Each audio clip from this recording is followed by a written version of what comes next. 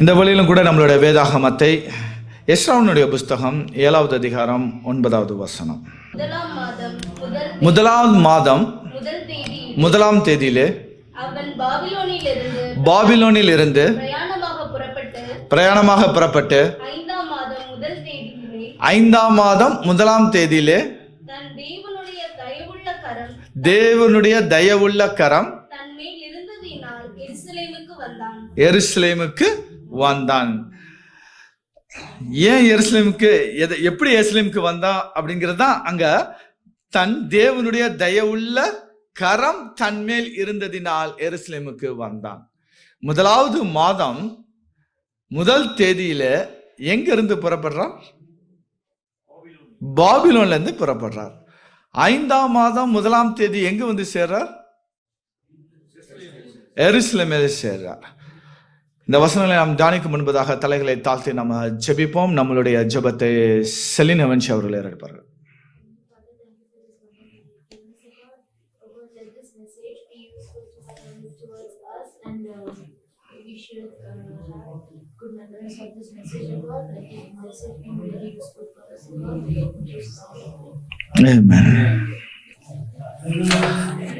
வாசித்த வசனம் எஸ்ரா 7வது அதிகாரம் 9வது வசனம் இவ்வாறாக சொல்கிறது. முதலாவது மாதம் முதலாவது தேதியில் பாபிலோனில் இருந்து புறப்பட்டு 5ஆம் மாதம் முதலாம் தேதியில எருசலேமுக்கு வந்து சேர்ந்தார் எஸ்ரா. படிச்சிருப்பீங்க, தெளிவாயிருக்கும். சோ இந்த பிரயாணங்கள் 4 மாதங்களாக இருந்திருக்கு. ஏன்னா 5வது மாதம் முதலாம் தேதியே எருசலேமுக்கு வந்தாச்சு. அப்பனா அதோடைய டிராவல் டைம் ஆல்மோஸ்ட் 4 months. ஒரு 4 மாதங்களாக இதோடைய பிரயாணங்கள் இருந்திருக்கு. சரி, இன்னைக்கு நம்மளும் முதலாம் தேதியில இருக்கிற நம்ம என்ன செய்யப்பட வேண்டும்? பாபிலோனில் இருந்து என்ன செய்யப்பட வேண்டும்? புறப்படணும். ஏன் பாபிலோனில் இருந்து புறப்படணும்? பாபிலோன்னா என்ன அர்த்தம்? பாபிலோன்ல இருந்து எஸ்ரா புறப்பட்டார். எஸ்ரா பாபிலோனில் இருந்து புறப்பட்டார். நாமும் பாபிலோனில் இருந்து புறப்படணும். ஆனா பாபிலோன்னா என்ன? எதற்காக அந்த பாபிலோனில் இருந்து நம்ம புறப்படணும்? ஆதியாகமனுடைய புஸ்தகம் 11வது அதிகாரம் 4வது வசனத்தை எடுத்து வாசிப்போம். என்ன சம்பவம்? பின்னும் அவர்கள் நாம் பூமி எங்கும் சிதறி போகாதபடிக்கு நமக்கு ஒரு நகரத்தையும் வானத்தை அளவும் சிகரமுள்ள ஒரு கோபுரத்தையும் கட்டி நமக்கு என்ன உண்டாக வேண்டுமா? பேர் உண்டாக பண்ணுவேன் வாருங்கள் என்று சொல்லிக் கொண்டார்கள். இந்த பாபிலோன் அப்படிங்கிற பேர் எங்க ஆரம்பிக்குது? ஆதியாகமம் 11வது அதிகாரத்தில் 4வது வசனம் இங்க இருந்து இந்த சம்பவத்தில் இருந்து ஆரம்பிக்குது பாபிலோன். இதுக்கு என்ன பேரு? பாபேல் கோபுரம் சொல்லுவாங்க. இதுக்கு பாபேல் கோபுரம். இத தேவன் என்ன செய்தார்? தடை பண்ணினார். அங்கு குழப்பம் உண்டாயிற்று. ஏன் தேவன் தடை பண்ணினார்? ஏன் குழப்பம் உண்டாயிற்று அப்படின்னா, இதுக்கு முன்பதாக நடந்த சம்பவம் என்ன? தேவன் ஜலத்தினால் உலகத்தை என்ன செய்தாரு? அழித்தார். அழித்ததுக்கு அப்புறம் மறுபடியும் அவர் என்ன சொல்றாரு? இனி இந்த உலகத்தை நான் என்ன செய்யப்பட போறதில்ல, ஜலத்தினால் அழிக்க போறதில்ல அப்படின்னு சொல்லி ஒரு வானவில் அவர் என்ன செய்தார்? அடையாளமாக ஒரு உடன்படிக்கையாக ஏற்படுத்தினார். இப்போ அவர் வாக்கு கொடுத்ததுக்கு அப்புறம் அவரை விசுவாசியாதபடி இப்ப எல்லாரும் என்ன செய்றாங்க? ஒரு பெரிய கோபுரத்தை கட்டணும். ஏன் கட்டணும்? நாம் சிதறி போகாதபடி என்ன செய்யணும்? நாம மறுபடியும் ஒரு தடவை எல்லாம் சிதறி போய் எல்லாம் முடிஞ்சு போச்சு மூதாதையர்களோட காலங்கள். இனி நம்ம என்ன செய்யக்கூடாது? சிதறி போகக்கூடாது அப்படிங்கிறதுக்காக ஒன்று, தேவனை விசுவாசியாதபடி சிதறி போகாதபடி.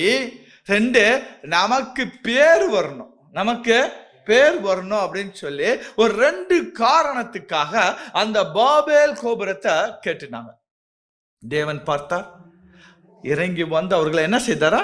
அந்த வேலையை தடை பண்ணி அவர்களுடைய பாஷைகளை தாறுமாறாக்கினார். ஆகையினால் பாபேல் என்ற பேருக்கு என்ன அர்த்தம்? தாறுமாறாக்கப்படுதல், தடை பண்ணுதல், சுயநலமான காரியங்கள், பெருமை, இதெல்லாம் பாபேல் அப்படிங்கிறதுக்கு உண்டான அர்த்தம். வெளிப்படுத்தலுடைய புஸ்தகம் 17வது அதிகாரம் 5வது வசனம். வேசிகளுக்கும் பூமியில் உள்ள அருவருப்புகளுக்கும் தாய் என்னும் நாமம் அவள் நெற்றியில் எழுதியிருந்தது. மேலும் ஒரு ரகசியம், இப்ப அவர் ஒரு ரகசியத்தை வெளிப்படுத்துறாரு. மகாபாபிலோன் வேசிகளுக்கும் பூமியில் உள்ள அருவருப்புகளுக்கும் தாய். எது? பாபிலோன். பாபிலோன் பாபிலோன் அப்படிங்கிறதுல ஒரு பாவம், ஒரு இச்சை, அவங்களுடைய பாவங்கள் எல்லாத்தையும் பார்க்கறதுனால தான் சொல்லப்படுது அருவருப்புகளுக்கெல்லாம் யாரா? தாய். எது? பாபிலோன். இந்த பாபேல்ங்கிறதுல இருந்து வந்த பேர் தான் பாபிலோன். இந்த பாபிலோனை பத்தி தான் இங்க நம்ம 2 வசனங்களை குறித்து பார்த்து கொண்டிருக்கிறோம். மூன்றாவதாக வெளிப்படுத்தல் 18வது அதிகாரம் 4வது வசனத்துல தெளிவாக சொல்றாரு. வாசிங்க. வேறொரு சத்தம் வானத்திலிருந்து உண்டாக கேட்டேன். அது என் ஜனங்களே, நீங்கள் அவளுடைய பாவங்களுக்கு உடன்படாமலும் அவளுக்கு நேரிடும் பாதைகளில் அகப்படாமலும் இருக்கும்படிக்கு யாரை விட்டு வெளியில வர வேண்டும்? பாபிலோனை விட்டு வெளியே வர வேண்டும். அப்போ எஸ்ரா என்ன செய்தாரு? 1ஆம் மாதம் 1ஆம் தேதி ஃபர்ஸ்ட் நாள் என்ன செய்தாரு? பாபிலோனை விட்டு வெளியில வந்தார். நம்மளும் பாபிலோனை விட்டு என்ன செய்யப்பட வேண்டும்? வெளியிலே வர வேண்டும்.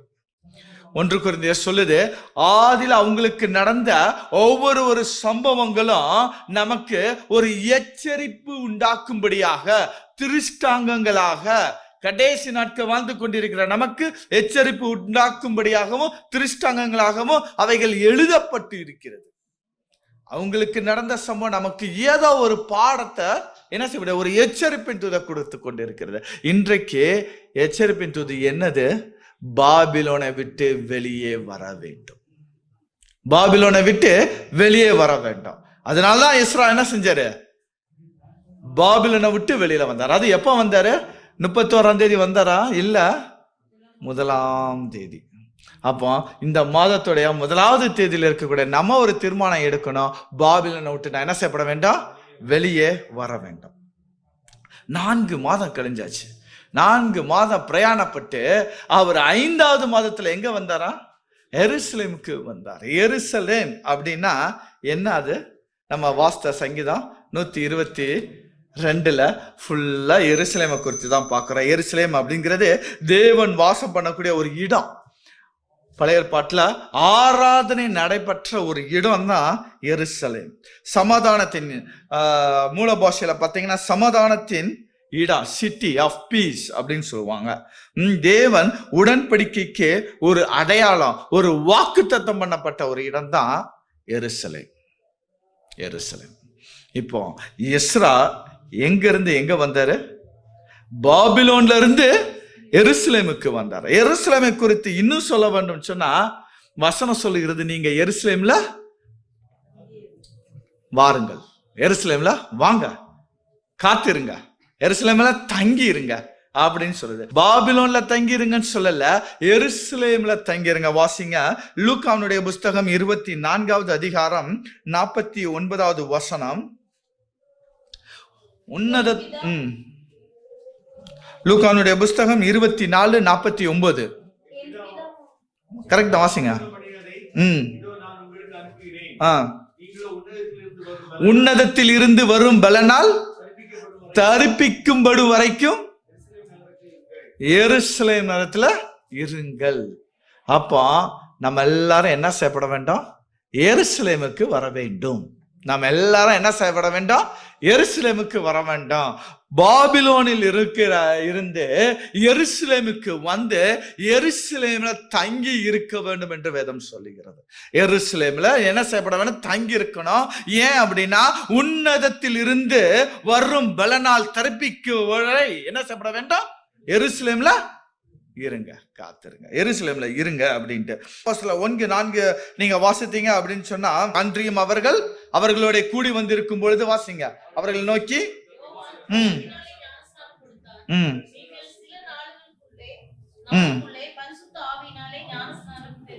அடுத்தது எருசலேமை விட்டு போகாமல் என்னிடத்தில் கேள்விப்பட்ட பிதாவின் வாக்குத்தத்தம் நிறைவேற பிதாவின் வாக்குத்தத்தம் நிறைவேற காத்திருங்கள். அப்போ எருசலேம்ல என்ன செய்யணுமா? நம்ம எருசலேமுக்கு வந்தால் ஒழிய, எருசலேம்ல தங்கினால் ஒழிய பிதா வாக்குத்தத்தம் பண்ணப்பட்டத நம்ம பெற்றுக்கொள்ள முடியாது. எஸ்ரா எங்க வந்தார்? எருசலேமுக்கு வந்தார். இப்போ பிதாவினுடைய வாக்குத்தத்தத்தையும் பரிசுத்த ஆவியினருடைய அபிஷேகத்தையும் நாம பெற வேண்டும் அப்படின்னு சொன்னா நம்ம எங்க வரணும்? எருசலேமுக்கு வரணும். அப்போஸ்தலருடைய புஸ்தகம் 1வது அதிகாரம் இன்னும் தொடர்ந்து 12, 13, 14 வசனங்களை வாசித்தீங்க அப்படின்னு சொன்னா எருசலேமுக்கு வாசிங்க. எருசலேமுக்கு 12ல இருந்து வாசிங்க. அப்பொழுது அவர்கள் எருசலேமுக்கு சமீபமாய் ஓய்வு நாள் பிரயாண தூரத்தில் இருக்கிற ஒலிவ மலை எனப்பட்ட மலையிலிருந்து எருசலேமுக்கு திரும்பி போனார்கள். எருசலேமுக்கு திரும்பி வந்தார்கள், திரும்பி போனார்கள். இந்த ஒலிவ மலையும் எருசலேம் விட்டு வெளியில இல்ல, அதுக்கு பக்கத்துல தான் போனாங்க, பவுண்டரிக்கு உள்ளாடியே போனாங்க. போயிட்டு அப்படியே திரும்பி வந்தாங்க. இவங்க 120 பேர் என்ன செய்தாங்க? மேல் மாடியில கூடி என்ன பெற்றார்கள்? பரிசுத்த ஆவியினுடைய ஒரு அபிஷேகத்தை பெற்றார்கள். எங்க பெற்றார்கள்? எருசலேம்ல பெற்றார்கள். எருசலேம்ல பெற்றார்கள். அப்போ இன்றைக்கும் செய்தியோட தலைப்பு, நீங்க எங்க வரணும்? எருசலேமுக்கு வாருங்கள், அல்லது எருசலேம்ல தங்கி இருங்கள். எருசலேம்ல தங்கி இருங்கள், எருசலேம்ல தங்கி இருக்கணும். இன்னைக்கு நம்மளுடைய ஜீவியமும் பாபிலோனில் இருந்து புறப்படக்கூடியதாகவும் எருசலேமே வந்து சேரக்கூடியதாகவும் இருக்கணும். இதுதான் நம்மளுடைய கிறிஸ்தவ ஜீவியம். இன்றைக்கும் அநேக நபர்கள் என்ன செய்றோம்? பிரயாணப்படுறோம். நம்மளுடைய பிரயாணம் எப்படி இருக்கு, எப்படி போய் முடிகிறது, எங்க இருக்கிறோங்கிறது நமக்கு தெரிய மாட்டேங்குது. ஒன்று புரிந்து கொள்ள வேண்டாம், நான் இந்த பூமியில ஒரு எருசலேம், இங்க நம்ம எருசலேம் எருசலேம் சொல்லக்கூடியது எல்லாம் எதை குறித்து சொல்றோம்னா, எருசலேம் என்பது சபையை குறிக்கிறது.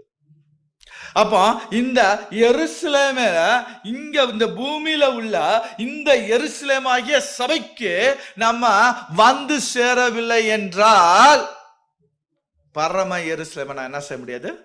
சென்று போக முடியாது. இதுதான் ஒரு நிழலாட்டமாக, ஒரு அடையாளமாக வேதாகமம் நமக்கு சொல்லக்கூடிய ஒரு பாடம். நீங்க என்ன செய்யப்பட வேண்டாம்? எருசலேமாகிய சபைக்கு நீங்க வர வேண்டாம். நிறைய பேர் பிரயாணங்கள் ஆரம்பிக்கிறாங்க, பாபிலோனில் இருந்து புறப்பட்டுவிட்டது அநேக பேராக இருந்தாலும் எருசலேமுக்கு வந்து சேர்றது சிலராகத்தான் இருக்கும், சிலராகத்தான் இருக்கும். ஒரு சில உதாரணங்களை நம்ம இந்த நாட்களில் நம்ம பார்க்க போறோம். ஒன்று, ஆபிரகாமுடைய வாழ்க்கை. ஆபிரகாமுடைய வாழ்க்கை, ஆபிரகாமுடைய தகப்பனார் யாரு? தேராகு. தேராகு, ஆபிரகாம், லோத்து, சாரால், இவங்க எல்லாத்தையும் கூட்டிக் கொண்டு தேராகு எங்க இருந்து புறப்படுறாரு? எகிப்துல இருந்து புறப்படுறாரு. கன்ஃபியூஸ் ஆகிக்க வேண்டாம். பாபிலோன் அது ஒரு சிறை இருப்பு, எகிப்து ஒரு சிறை இருப்பு. ஜஸ்ட் அதை எக்ஸ்பிளைன் பண்றதுக்காக நம்ம இங்க ஒரு கம்பாரிசனுக்கு வரோம், அவ்வளவுதான். அப்போ எகிப்துல இருந்து என்ன செய்றாரு? புறப்படுறாரு. எங்க போகணும்? அவரு கானான் தேசத்துக்கு போனோம். பிரயாணங்கள்ல ஆரம்பிக்கும் போது ரொம்ப சந்தோஷமா குடும்பத்தை எல்லாம் கூட்டிக் கொண்டு கரங்களோடு பிடித்து கூட்டமாக அங்க இருந்து வெளியில புறப்பட்டார் தேராகு. ஆனா கானான் தேசத்துக்கு வந்து சேர்ந்தாரா? சேரல. அவர் கொஞ்ச தூரம் வரும் பொழுது அங்க என்ன பார்க்கிறாரு? ஒரு ஊரை பார்க்கிறாரு. அவரு ஒரு ஊரை பார்க்கிறாரு. அந்த ஊரோட பேரு ஆரான். இந்த ஆரானை பார்த்த உடனே இவர் என்ன செய்றாரு? அங்கேயே ஒரு ஸ்டாப் ஆயிடுறாரு. ஆரான் அப்படிங்கிறது வந்து கீழ்ப்படிய தாமதம்னு அர்த்தம். ஆரான் அப்படின்னா என்னது? கீழ்ப்படிய தாமதம்.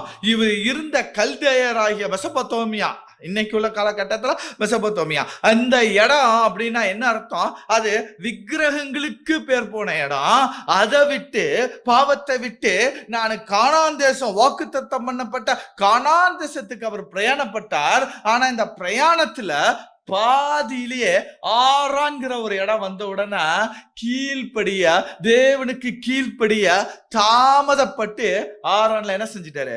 இருந்துட்டார். ஆரான்ல அங்கேயே இருந்துட்டார். தேவன் பார்த்தாரு, நீ புறப்பட்டதெல்லாம் சந்தோஷம்தான், குடும்பமா புறப்பட்டது அதே சந்தோஷம்தான்.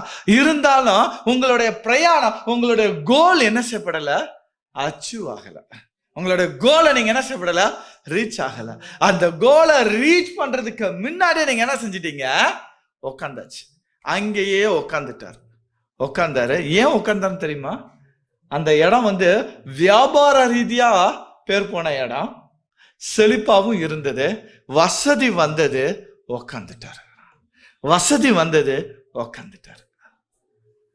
தேவன் அடுத்ததா என்ன செஞ்சாரு, அவர் மரிக்கும் பொழுது அதே ஊர்ல தான் இருந்தாரு. ஆரான்லயே என்ன செஞ்சாரு, தேராகு மரித்தாரு.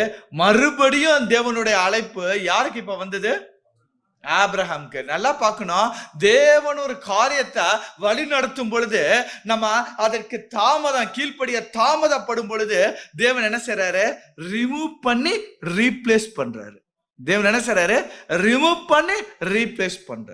இப்போ அவரு யார ரீப்ளேஸ் பண்ணிட்டாரு, ஆபிரகாம்.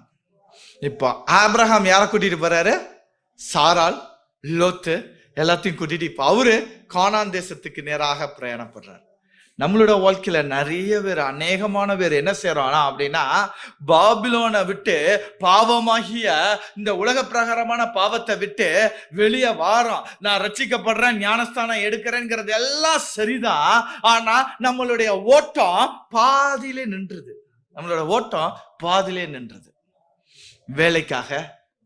வேலைக்காக, திருமணத்துக்காக, செழிப்பை பார்த்த உடனே, வசதி வந்த உடனே என்ன செஞ்சிட, நம்மளுடைய ஓட்டம் நின்றுது. அதான் பவுல் சொல்றாரு, ஆரம்பத்துல நீங்க நன்றாதானே ஓடினீர்கள். உங்களோட ஓட்டத்தை நீங்க தொடங்கும் பொழுது நன்றாதானே ஓடினீர்கள். உங்களுடைய ஓட்டத்தை தடை பண்ணினவன் யார்? நீங்க ஆரம்பிக்கும் பொழுது, உங்களோட ஊழியங்களை ஆரம்பிக்கும் பொழுது உங்ககிட்ட இருந்த அந்த ஒரு வைராக்கியம், தேவனை குறித்ததான ஒரு வைராக்கியம் பிற்பாடு என்ன செஞ்சிருச்சு, வசதி, வாய்ப்பு, செழிப்பு எல்லாம் பார்த்து தளர்ந்து போயிருச்சு. தேவன் என்ன சொல்றாரு, ரீப்ளேஸ் பண்ணிடுவேன்னு சொல்றாரு. ஓகே, அடுத்தபடியாக இந்த இடத்துல இருந்து, ஆரான்ல இருந்து இப்ப அடுத்த ஸ்டேஜுக்கு யாரு, ஆபிரகாம். யாரை கூட்டிட்டு எல்லாம் இப்ப இந்த லோத்து எல்லாத்தையும் பார்த்துக்கிட்டு இருந்தாரு. தேராகு வந்ததையும் பார்த்தாரு. ஆபிரகாமு தேராகு வந்ததெல்லாம் பார்த்தாரு. பார்த்ததுக்கு அப்புறமும் இந்த லோத்துக்கு அந்த பிரயாணத்துல சோதோமை பார்த்த உடனே என்ன செஞ்சிருச்சு, கால் கொஞ்சம் ஸ்லோவாக ஆரம்பிச்சிருச்சு. அவரோட ஓட்டத்துல ஸ்லோவாக ஆரம்பிச்சிருச்சு. இன்னைக்கு நம்மளும் எதை நோக்கி ஓடிக்கிட்டு இருக்கோம், எருசலேமை நோக்கி ஓடிக்கொண்டிருக்கிறோம். நம்மளுடைய பிரயாணம் எப்படி இருக்கிறது? தேராகுடைய கூட்டம் அப்படிங்கிறது நன்றாகத்தான் ஆரம்பிச்சாங்க. ஆனா வாய்ப்புகள், வசதிகள், செல்வங்கள், செழிப்புகள் இது எல்லாம் வந்த உடனே அப்படியே சொகுசா ஒரு கம்ஃபர்ட் ஜோன்ல உட்காந்தாச்சின்னு நினைச்சு உட்காராங்க. பாத்தீங்களா, இதுதான் தேராகுடைய கூட்டம். லோத்துனுடைய கூட்டம் எப்படி தெரியுமா, நாங்க நல்லா தான் அபிஷேகம் பெற்றோம், நாங்க நல்லா தான் பைபிள் வாசித்தோம், நாங்க நல்லா தான் இருந்தோம், எல்லாம் எங்களுக்கு தெரியும், அபிஷேகம் பெற்றதெல்லாம் தெரியும், வசனங்களை தெரியும், போதிக்க தெரியும், எல்லாம் தெரியும், எல்லாம் அறிந்திருந்தோம். பார்வைக்கு இது நல்லா தான் இருக்குது, பார்வைக்கு செழிப்பாத்தான் இருக்குதுன்னு சொல்லி செழிப்பு, வசதிகளை பார்த்து அவங்காவது அறியாதனால உட்கார்ந்தாங்க. இவங்க எல்லாம் அறிந்து உட்கார்ற கூட்டம் தான் லோத்துனுடைய கூட்டம். எந்த கூட்டம்? எல்லாம் கேளுங்க பக்கத்துல, நீங்க எந்த கூட்டத்துல இருக்கிறீங்க? லோத்துனுடைய கூட்டத்துல இருக்கிறீங்களா, இல்ல தேராகுடைய கூட்டத்துல இருக்கீங்களா? எந்த கூட்டத்துல இருந்தாலும் எருசலேமுக்கு போக முடியாது. எந்த கூட்டம் இருந்தாலும் எருசலேமுக்கு போக முடியாது. வேதம் தெளிவாக சொல்கிறது, நம்மளை சீர்படுத்த வேண்டாம். இல்லாவிடால் நீங்க என்ன செய்ய முடியாது, போக முடியாது. வசனம் தெளிவாக, வெளிப்படுத்தலுடைய புஸ்தகம் தெளிவாக சொல்லுது, நீ ஆதியில கொண்டிருந்த அன்பை விட்டாய், உன்மேல் எனக்கு என்ன இருக்கு, குறை இருக்கு. நீ என்ன செஞ்சிட்ட, ஆதியில இருந்த அன்பை விட்டுட்ட. இந்த அன்பை விட்டனால நீ என்ன செய்யப்பட வேண்டாம், உன்னை சீர்படுத்த வேண்டாம். தேவனுடைய சமூகத்துல இருந்து விலகி போன ஒரு கூட்டம், பாபிலோன்ல இருந்து வெளியில வந்த கூட்டத்தை ஒரு கிளாசிபிகேஷன் பண்ணுன்னா ஃபர்ஸ்ட் கேட்டகரி இவங்க தான். என்ன செஞ்சாங்க, சந்தோஷமா வந்தாங்க, ஆனா பாதியிலே பிரேக் போட்டாச்சு.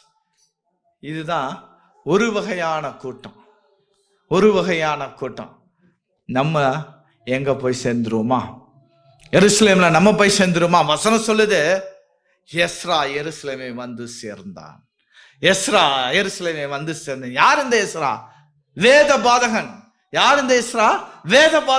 வேத பாதகனா இருக்கிற நீங்களும் நானும் எங்க வந்து சேரணும்? எருசலேமை வந்து சேரணும். சேரல அப்படின்னு சொன்னா வேஸ்ட். இரண்டாவதாக இன்னொரு சம்பவங்க, எருசலேமுக்கு நீங்க என்ன செய்யப்பட வேண்டும்? வரணும். இன்னொரு சம்பவங்கள் 1 ராஜாக்களுடைய புஸ்தகம் 10வது அதிகாரம் 2வது வசனம் வாசிக்க வேண்டாம். இந்த 1 ராஜாக்கள் 10வது அதிகாரம் 2வது வசனத்தை நீங்க வாசிக்கும் பொழுது, சாலமோன் ராஜாவை தேடி யார் வரா? எருசலேமுக்கு யார் வரா? சேபா ராஜஸ்திரி. சேபான்கிறது அவங்களோட பேர் அல்ல, சேபான்கிறது ஊரு, அவங்களுடைய இடம். சேபாவினுடைய ராஜஸ்திரி அவங்கதான் வராங்க. சரி, எருசலேமுக்கு வராங்க. எருசலேமுக்கு வந்த உடனே அவங்களுக்கு சாலமோன் ராஜா என்ன கொடுக்கிறாரு? வெகுமதிகள். வசனம் சொல்லுது, மிகுதியாய் வெகுமதிகளை கொடுத்தாரு. எல்லாம் கொடுத்ததுக்கு அப்புறம் என்ன? அவங்க கேட்காததையும் சேர்த்து கொடுத்தாரு. ஃபுல்லா வாசித்தீங்கன்னா கேட்காதையும் சேர்த்து கொடுத்தாரு. எருசலேமுக்கு வந்தா ஆசீர்வாதம் எப்படிதான் இருக்கும்? எண்ணி கொடுக்கக்கூடிய ஆசீர்வாதம் அல்ல, நீங்க கேட்காத ஆசீர்வாதமா உங்களுக்கு என்ன செய்யப்படும்? கிடைக்கும். அதுதான் எருசலேமினுடைய ஆசீர்வாதம். ஹல்லேலூயா. அப்போ எருசலேமுக்கு வரும் பொழுது அவ்வளோ பொன் பொக்கிஷம் எல்லாம் கிடைச்சது. அதுல ஒரு வார்த்தை, அழகான ஒரு வார்த்தை இருக்கும், சுமக்குகிற ஒட்டகங்களோடும். அது என்ன ஒட்டகம்னு போட்டிருந்தா நான் போல வாசிச்சுட்டு போயிருக்கலாம். ஸ்பெசிபிக்கா சொல்லுது, சுமக்குகிற ஒட்டகங்கள். என்னது? எருசலேமுக்கு வரக்கூடியவங்க கிட்ட இருக்கக்கூடிய ஒரு குணாதிசயம் என்னன்னா, சுமக்கக்கூடிய குணாதிசயம்.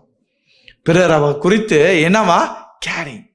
பிறர் குறித்து கேரிங். வாசிங்க, இந்த வசனத்தை வாசிங்க. கலாத்தியனுடைய புஸ்தகம் 6வது அதிகாரம் 2வது வசனம் சொல்லுகிறது, ஒருவர் பாரத்தை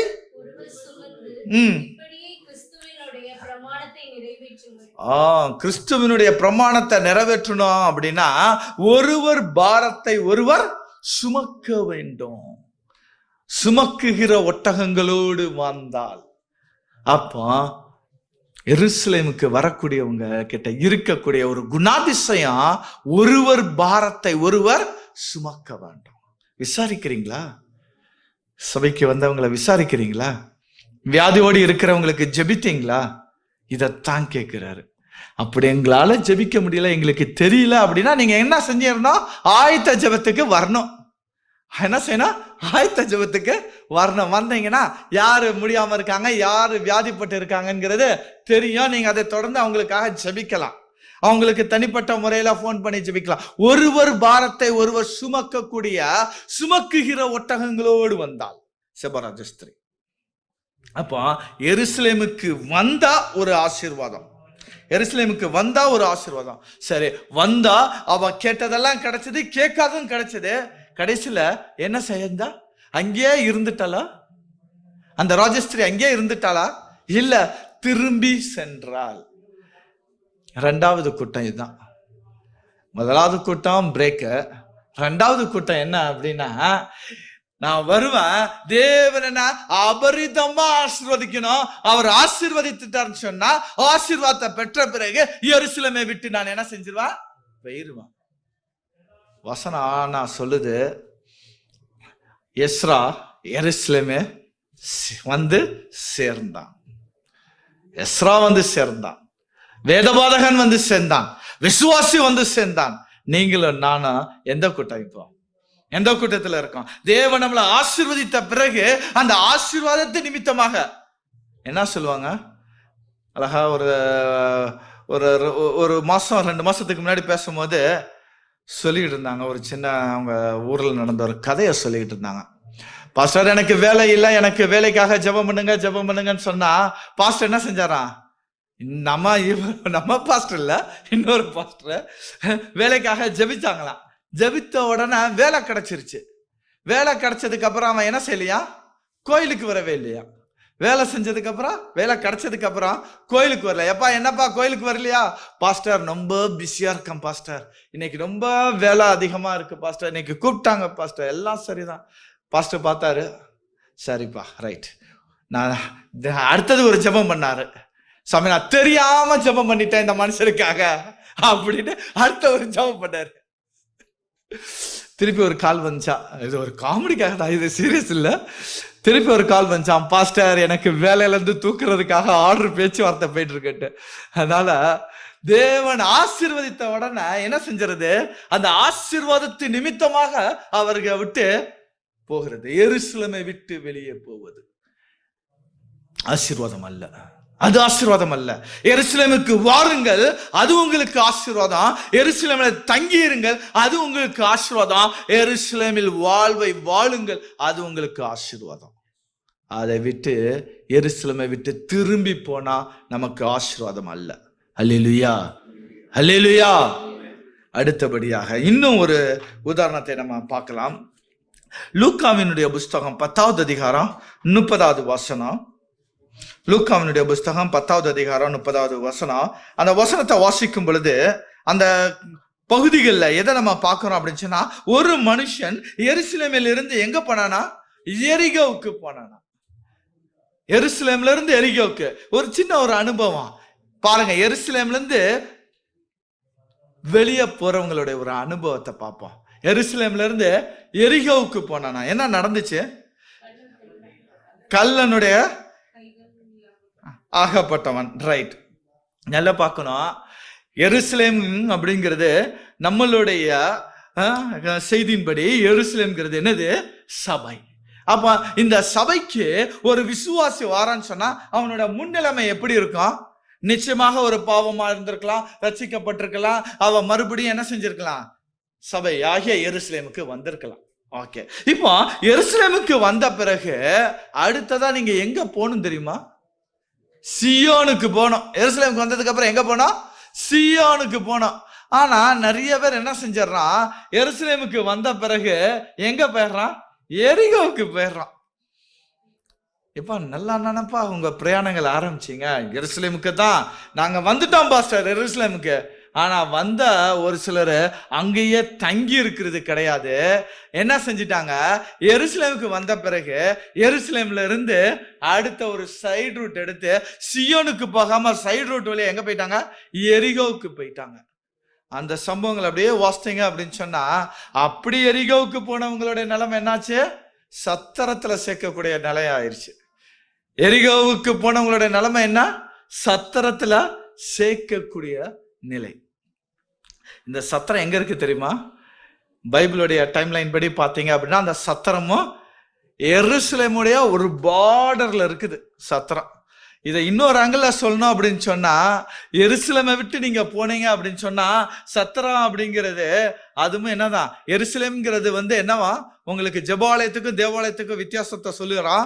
எருசலேம் மட்டும்தான் தேவாலயம். வேதாகமத்துல நீங்க எங்க புரட்டினாலும் எருசலேம் மட்டும்தான் தேவாலயம், மீதி உள்ள ஆலயங்கள் எல்லாமே ஜெபாலயங்கள்.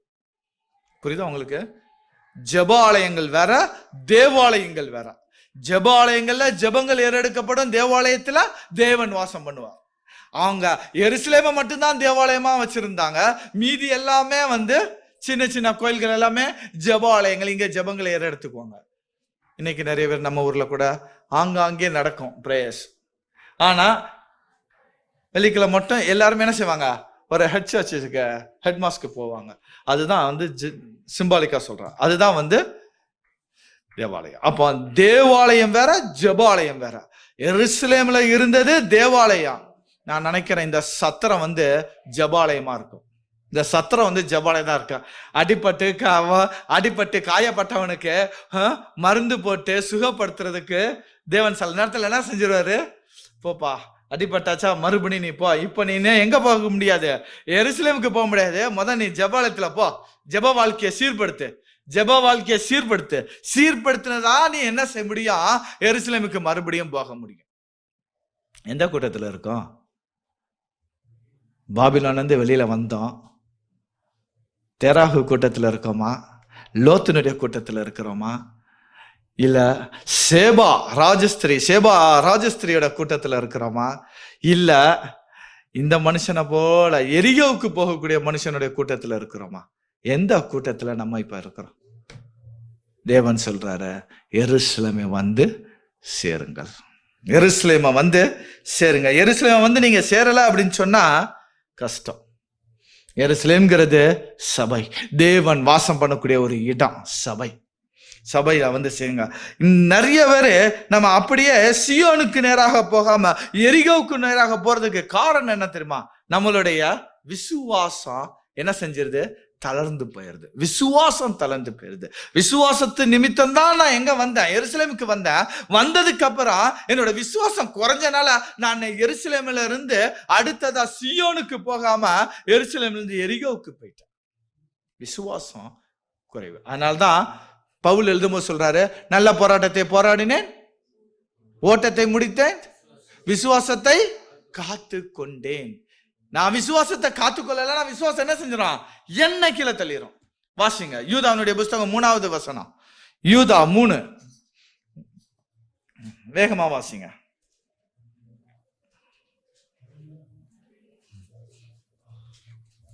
தேடாதீங்க, யூதால ஒரே அதிகாரம் தான்.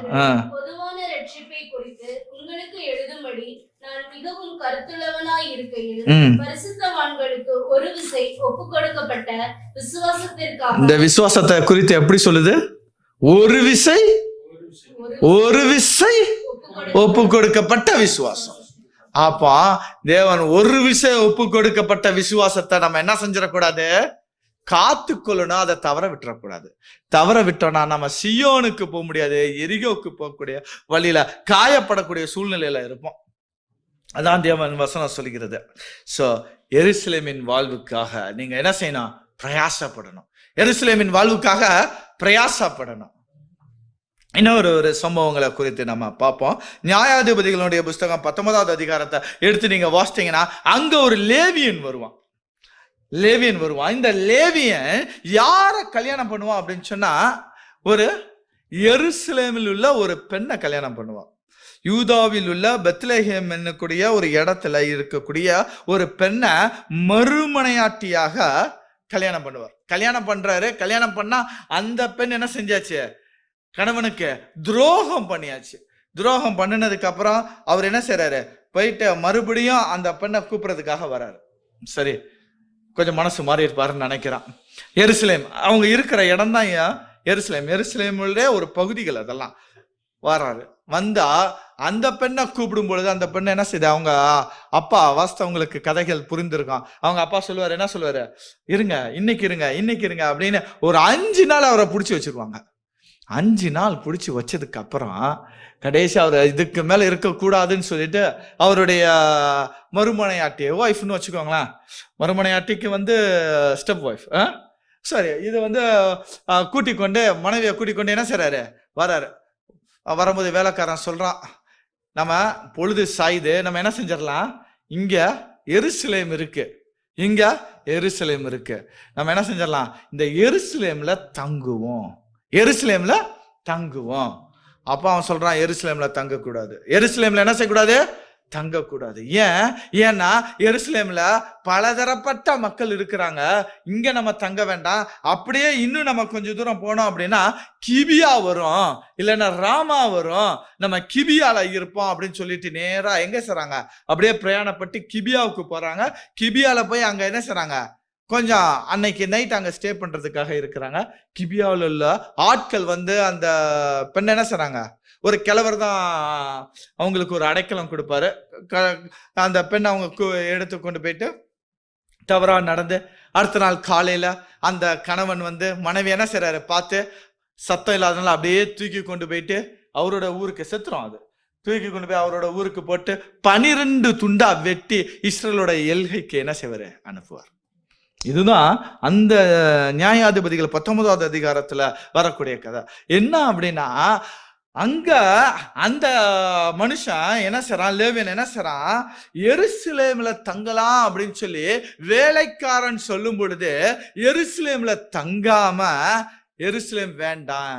வேண்டாம்னு சொன்னதுக்கு ரீசன் என்ன? அங்க ஒரு பலதரப்பட்ட ஒரு மிக்சடு குரூப் ஆஃப் பீப்புள்ஸ் இருக்கிறாங்க, அங்க தங்க வேண்டாம்னு சொல்லிட்டு கிபியாவுக்கு வராங்க. இன்னைக்கு நிறைய பேரு அப்படிதான் என்ன செஞ்சிடறான், எருசலேமுக்கு போகலாம் அப்படின்னு சொன்னா, எருசலேம்ல அங்க தங்கலாம், அது நமக்கு பாதுகாப்பு, அந்த சபை நமக்கு பாதுகாப்புன்னு சொன்னா, அங்க போகாம நம்மளுடைய இனம், நம்மளுடைய ஜாதின்னு சொல்லிட்டு கிபியாவுக்கு போயிடுறாங்க. கிபியாவுக்கு நம்மளுடைய மக்கள், நம்ம இது. ஆனா தேவன் அங்க அவர்களை என்ன செஞ்சாரு, அவங்களோட முடிவை பார்க்கும் பொழுது சீரழிக்கப்பட்ட ஒரு வாழ்க்கையும் சிதறடிக்கப்பட்ட ஒரு அனுபவமாக இருந்தது அவங்களோட வாழ்க்கை. ஸோ நிறைய பேர் என்ன செஞ்சார், இன்னைக்கு எருசலேம்ல தங்குறதுக்கு மாற்றப்பட்டாராம். மாற்றப்பட்டு என்ன செஞ்சாராம், என்னுடைய ஏனா என்னுடைய ஜாதி எல்லாம் சேர்ந்து அந்த கம்யூனிட்டியே என்னோட கம்யூனிட்டி அப்படின்னு சொல்லிட்டு நம்ம என்ன செஞ்சோம், தேவன் நமக்கு இருக்கணும், பாதுகாப்பு அங்கதான் சொல்லி நட்டு வைக்கக்கூடிய அந்த இடத்தை விட்டுக்கிட்டு இன்னொரு இடத்துக்கு போகும்பொழுது நம்மளோட வாழ்க்கை என்ன செய்யுது, சிதறடிக்கப்படுகிறது. வாழ்க்கை என்ன செய்யப்படுது, சீரழிக்கப்படுகிறது. ஸோ இப்படிப்பட்ட ஒரு அனுபவம் எருசலேமில தங்காததுனால வரக்கூடிய விளைவு அது. ஸோ எருசலேம்ல தங்கணும். நம்ம என்ன செய்யப்பட வேண்டாம், எருசலேம்ல தங்கணும். எருசலேம்ல தங்கல அப்படின்னு சொன்னா நம்மளுடைய வாழ்க்கை அப்படியாதான் மாறும். ஸோ எருசலேம்ல தங்குங்க. எருசலேம்ல இருக்கிறவங்களுடைய கேரக்டர்ஸ் எப்படி இருக்கும் அப்படின்னு தெரியுமா? ஒரு வாசனம் வாசிங்க, லூக்காவினுடைய புஸ்தகம் 2:25. லூக்கா 2:25 வாசிப்போம். அப்பொழுது சிமியோன் என்னும் பெயர் கொண்ட ஒரு மனுஷன் எருசலேமில் இருந்தான். அவன் நீதியும், ஒன்று நீதியும் தேவ பக்தியும் இஸ்ரவேலின் ஆறுதல் வர காத்திருக்கிறவனாய் இருந்தான். 4 காரியம் சொல்லப்படுது. 4 காரியம் சொல்லப்படுது. நீதி, பக்தி, காத்திருப்பு, பரிசுத்த ஆவி.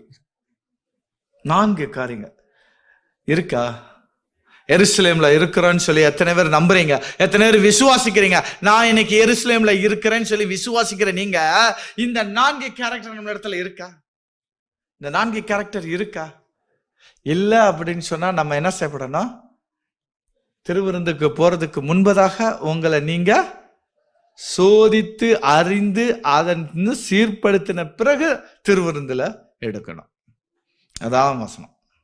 அப்போ எருசலேம்ல நான் இருக்கிறேன்னு சொன்னா இந்த 4 காரியங்கள் எனக்குள்ளாக இருக்கணும். தேவன் சொல்றாரு, நான் உன்னை எங்க வைக்கிறேன்னா அந்த இடத்துல தான் நீ என்ன செய்ய முடியும்? கனி கொடுக்க முடியும். நீ கனி கொடுக்கணும்னு விரும்பினா நீ எருசலேம்ல இருக்கணும். எருசலேமை விட்டு வேற எங்க இருந்தாலும் ஆசீர்வாதம் இல்லை. ஸோ ஆசீர்வாதத்தை பெறணும் அப்படின்னா நீ அங்க இருக்கணும். வசனம் இல்லை, நம்ம ஊர்ல ஒரு வழக்க சொல்லாக சொல்லுவாங்க, கண்ணு கெட்ட பிறகு சூரிய நமஸ்காரம். கண்ணு இருக்கும் போதே சூரிய நமஸ்காரம் பண்ண மாட்டாங்க யாரும்.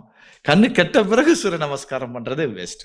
அதனால தேவன் நமக்கு கொடுத்திருக்கக்கூடிய இந்த நாட்களிலாவது நான் என்ன செய்யப்பட வேண்டாம்? எருசலேமின் வாழ்வை நான் என்ன செய்ய வேண்டும்? வாழ வேண்டும், அதை அனுபவிக்க வேண்டும். அல்லேலூயா, அல்லேலூயா. இன்னும் ஒரு சம்பவத்தை குறித்து சொல்லி நான் முடிக்க விரும்புறேன். எருசலேமோடு சம்பந்தப்பட்ட இன்னொரு சம்பவம் என்னன்னா, பவுல் அப்போஸ்தலர் 19வது அதிகாரம் 21வது வசனங்கள்ல இருந்து நீங்க வாசித்தீங்கன்னா, பவுலுக்கு எருசலேமுக்கு போக ஒரு ஆசை. ஊழியத்தின் நிமித்தமாக பவுல் எருசலேமுக்கு போகணும். ஆனா அங்க உள்ள விசுவாசிகள் என்ன செய்றாங்க? நீங்க போக வேண்டாம், நீங்க என்ன செய்யப்பட வேண்டாம்? போக வேண்டாம். எருசலேமுக்கு என்ன செய்ய வேண்டாம்? போக வேண்டாம். ஏன்னா ஒரு தீர்க்க தரிசனம் சொல்லி இருக்கிறாங்க, நீங்க எருசலேமுக்கு போனீங்கன்னா உங்களை என்ன செய்வாங்க? கெட்டி உங்களை கொன்றுவாங்க, உங்களை கொலை செய்வாங்க அப்படின்னு சொன்னதுனால பயந்து விசுவாசிகள் என்ன செய்றாங்க? நீங்க அங்க போக வேண்டாம். இன்னைக்கு எருசலேமுக்கு போகலான்னு நினைக்கும் போது நமக்கு கூட நிறைய குறி சொல்லுதலும் தீர்க்க தரிசனம் வரும். நிறைய குறி சொல்லுதலும் தீர்க்க தரிசனமும் வரும்.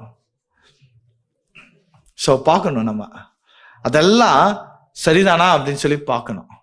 எனக்கு நன்மையா இருக்குமானால் அது தேவன் செஞ்சாரு, எனக்கு தீமையா இருக்குமானால் அவர் எப்படி சொல்லுவார்? இப்படி வசனம் அப்படி அல்ல. சோ இங்க உள்ள அப்போஸ்தலர் 19வது அதிகாரத்துல தீர்க்க தரிசனத்தை விடும். அப்போஸ்தலர் 19வது அதிகாரத்துல அவர் என்ன செய்யப்பட வேண்டும்? ஊழியத்தின் நிமித்தமாக எருசலேமுக்கு செல்ல வேண்டும். 21:13வது வசனத்தை வாசிங்க. 21வது அதிகாரம் 13வது வசனம். அழகான ஒரு வார்த்தையை சொல்லுவாரு. ஊழியக்காரனுக்கு எருசலேம்ல இருக்கிறது தான் முக்கியம். ஊழியக்காரன் சொன்னா அவன் எருசலேம்ல இருக்கணும். வாசிங்க.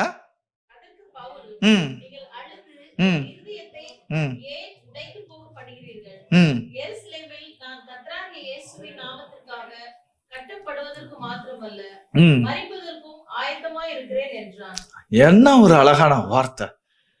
நான் எருசலேமுக்கு போறேன், நீங்க எல்லாம் அழுதுகிட்டு இருக்கீங்க. நீங்க அழுது என்னையே நீங்க தொந்தரவு பண்றீங்க, என் மைண்டை ஏன் சேஞ்ச் பண்ணணும்னு நினைக்கிறீங்க? நான் எருசலேமுக்கு எதுக்காக போறேன்? இயேசுவின் நாமத்திற்காக கட்டப்படுவதற்கு மாத்திரமல்ல, மரிப்பதற்கும் ஆயத்தமாயிருக்கிறேன். நான் எருசலேம்ல சுகமா வாழ்றதுக்கு மட்டும் இல்லையா, அவருக்காக சாகவும் நான் தயாரா இருக்கிறேன். நான் செத்தாலும் எங்க சாகணும்? எருசலேம்ல சாகணும். இதுதான் பவுலோட வைராக்கியம். ஹல்லேலூயா, ஹல்லேலூயா. செத்தாலும் நான் எங்க சாகணும்? எருசலேம்ல சாகணும். இன்னொரு ஒரு வசனத்தை வாசிப்போம். அப்போஸ்தலருடைய புஸ்தகம் 20வது அதிகாரம் 22வது வசனம். அப்போஸ்தலர் ஆவிலே கட்டுண்டவனா எருசலேமுக்கு போறார். அப்ப இவரு ஆவிலே கட்டுண்டவனா எருசலேமுக்கு போறாரு. ஆனா இவரை குறித்து தான் அங்க ஒரு தீர்க்க தரிசனம் சொன்னாங்க, நீங்க போக வேண்டான்ட்டு. சரி, வாசிங்க தொடர்ந்து. அங்க என்ன நடக்குன்னு எனக்கு தெரியாது, ஆனா ஒண்ணு தெரியும், நான் ஆவில கட்டுண்டவனா எங்க போறேன்? எருசலேமுக்கு போறேன்.